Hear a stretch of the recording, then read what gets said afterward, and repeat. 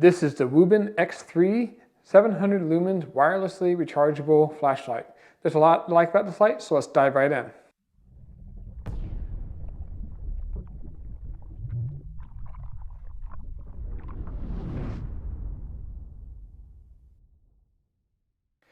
Alright guys, so this is the Wuben X3 and it's a really nice compact flashlight with a rotating head, so you can use it as like a more traditional flashlight, or you can use it as a forward-facing flashlight with a pocket clip to a bag or a shirt or something like that. So there's a lot of features about this light that are really nifty. And at the top we do have a little LED screen, so when you turn the light on, you know what setting you're in and how much battery and stuff you have left. So a really nice all-around package. So let's go ahead and review all the features, and then we'll go ahead and take this outside so you can see just how bright this flashlight really is. First up, let's talk about the size and weight of this particular light. It's 2.8 inches long, 1.4 inches wide, and 0.8 inches thick. So a really small light, really about the size of a cigarette lighter if I'm being honest. And then the weight of it is only 2.3 ounces, which is pretty good. And it has a 1000 milliamp hour battery inside this little guy. And the light does ship with this nice charging case. The charging case itself has 3000 milliamp of charging power in it, so this light can charge up to 3 times off the charging case. On the bottom of the light there's some magnets, and they're also metal contacts. So you just slip it into the charging case and you have a direct charging contact with the case itself. On the front of the case you have a USB-C recharging port, and there is a little LED light just to the right of it. It'll glow red when the case is charging and glow blue when the case is fully charged. The case itself is all aluminum metal construction, which is really nice, except for this little clear plastic top. It's just plastic. Everything else about the light, it's all metal construction, which is something I really like about all my flashlights. The charging case is 3.4 inches tall, 1.6 inches thick, and 1.9 inches wide. And the weight of the charging case is 3.6 ounces, which is actually pretty reasonable. Now the case with the light inside is a total of 5.9 ounces, which is actually pretty reasonable for the total package. Now when charging the light from a completely dead state, the case will charge the light in about 2.5 to 3 hours. And obviously if the light's not completely dead, it will charge faster than that. Let's go ahead and talk about kind of the key features of this light, and then we'll walk you through how to use this light and then take it outside so you can see just how bright this thing really is. On the top of the light we have a power button, and then when you turn the light on, you can see there is an LED screen which will show you what mode you're in and what the battery status is. One of the things I really like about this light is you can use it to be a forward-facing light with the clip on the back, which is great for running, carrying on the pack, for hiking, things like that.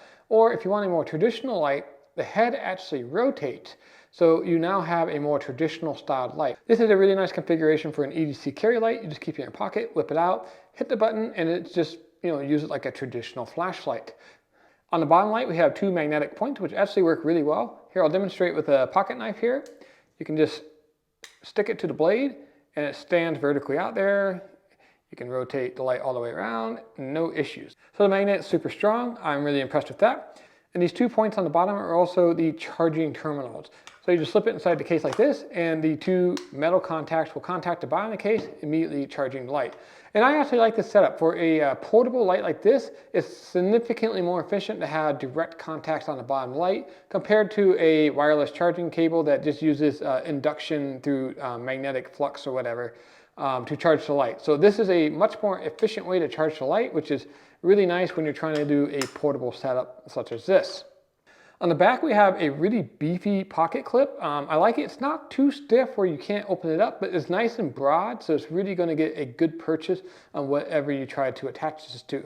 Personally, I think it's a great pocket clip, and it also works really well on backpack straps and things like that where you have the webbing and need maybe a little bit wider clip to get a secure purchase on it. So really good pocket clip. I'm digging it.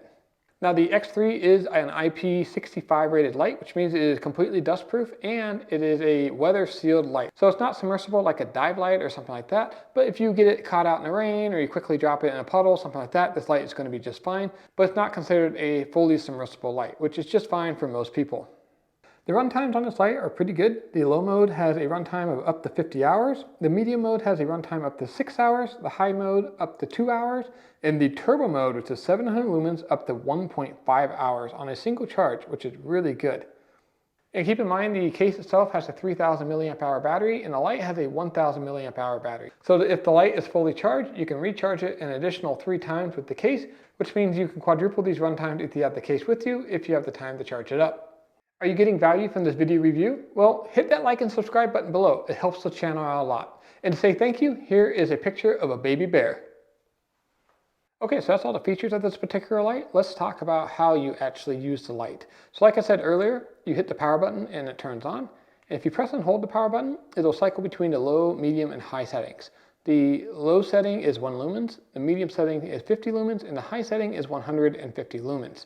To get into the turbo mode, you double press the power button and that gets you into the 700 lumens turbo mode. Turn the light off, you just hit the power button.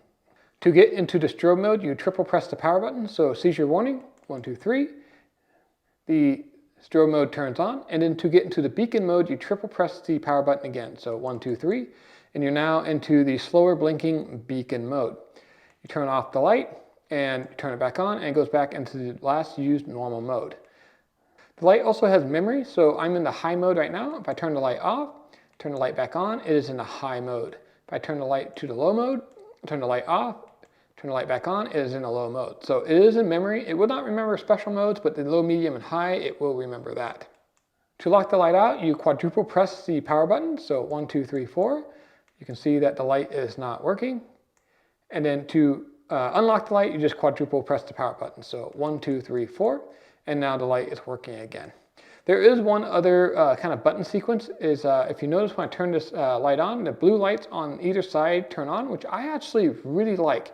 If you have this in the forward configuration, you're using it like a running light or something like that, having the lights on the side is actually really clever. It makes you a little bit more visible and just kind of makes this a better safety light. Now, if you want to turn those side blue lights off, all you have to do is hit the power button 5 times. So 1, 2, 3, 4, 5, and the side blue lights turn off even when the front light is on. To turn the side blue lights back on, same thing, just hit the power button 5 times. So 1, 2, 3, 4, 5. And that side blue light will come back on both sides. There is one more special mode, and that is the red light mode. To get into that, you just press and hold the power button, and you'll see that the red light mode comes on. And then if you press and hold the power button again, it will go into the high setting. I know sometimes my camera doesn't always pick up reds really well, but I'll do the best I can here. It is actually a really bright red light when it's in the high setting. And you press and hold. And the low red light mode is a nice dim red, which would be great for reading maps or something like that. It's not going to mess up your night vision. So that's kind of a quick and dirty on how you actually use this light. Let's take it outside so you can see it in action. Okay guys, welcome to the testing area, aka my backyard. So we're going to go ahead and just quickly run the light through its paces so you can see what it looks like in the real world.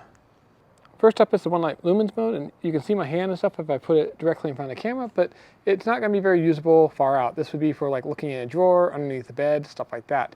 So that's 1 lumens. The next setting is the 50 lumens mode. Now the 50 lumens mode is pretty dim still. It's going to be useful for putting your keys in your front door, putting the keys in your car in a parking lot, something like that. But it's not going to be overwhelmingly bright, but it has really good run times. All right, so here is the 150 lumens mode, and you're going to be able to see a lot more. You can see the side of the house there, reaching out and seeing the pots, the side gate there. It's just a much more usable brightness. And I think for an EDC light, the 150 lumens mode on this seems surprisingly bright.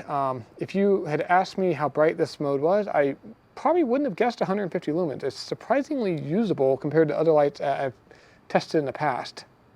You can see the pots there and stuff, but you'll notice as I try to reach out into that tree up above the pots, it's not quite cutting through as well as a brighter light would. But for 150 lumens, this is super usable, especially up close.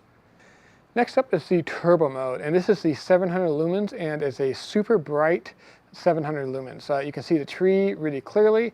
The pots are super visible, and those pots are about 50 feet away. So this is actually a pretty large testing area for such a small light. So I think for the size of EDC light this is a really good showing.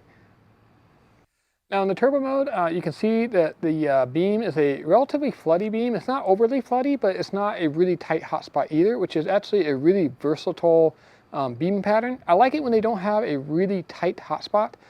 This is a very usable hotspot. but it's not overly big either, so it's not going to disperse that light over an overly large area, because it is only 700 lumens. But that back wall, the hotspot, is definitely taller than the 6-foot wall itself. Now I'm noticing the light appears to be getting a little bit dimmer in the turbo mode as I leave it on, so there is some thermal management going on here, which is to be expected in a light of this size. Okay, so to show you how usable this light is, I'm going to go ahead and walk down to the wall and back in the high mode, just so you can see how bright it is. And a typical use case scenario. I'm walking through a parking lot, I'm walking up to my front door, something like that. And how bright is it? If I look at the tree up here, if I look at the pots, you can see it's actually a very usable bright light. The next thing I'm going to do is just walk down to the wall and back using the red light mode, because I think this is a exceptionally bright red light mode. And I think this is going to be a good safety light for a lot of people. You clip this onto your pack, your shirt, something like that. And you can see this red light just really illuminates a lot of area. Again, the cameras sometimes struggle with red lights, but I just wanted to try anyway so you can see just how bright this red light is. And finally, with the red light mode on, I do want you to see if you can see the blue lights on the side of the case of the light.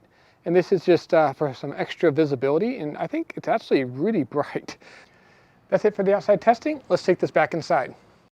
Okay, so we're back inside from the outside testing. What do you guys think? I'm actually pretty impressed with this little light. It's not a very big light, which is kind of one of its strengths. And I really like that you have the rotating head, so you can either use it like a safety light, as a running light, something like that, or just a regular EDC light with the light pointing forward. It's a more traditional feeling flashlight. So I actually, the rotating head, I wasn't 100% sure at first, but it's a really strong feeling, secure, smooth action mechanism there. And since it's so easy to switch between the different configurations, I actually find myself using it quite a bit. So if you're looking for a really lightweight yet powerful EDC light that will also double as a running light or a safety light or something like that, the Wuben X3 has a lot to offer. And then you throw in the wireless charging case, and I think you have a real winner. I would highly recommend this light. I definitely think it's worth the money. If you enjoyed this video, my only request is you share this with a friend. That's the best compliment you can give the channel. And make sure to leave a comment below letting me know what you like about this light. It helps me pick future products to do reviews on. Oh, you're still here? Well, hit this video. I think you'll like it too. And cheers.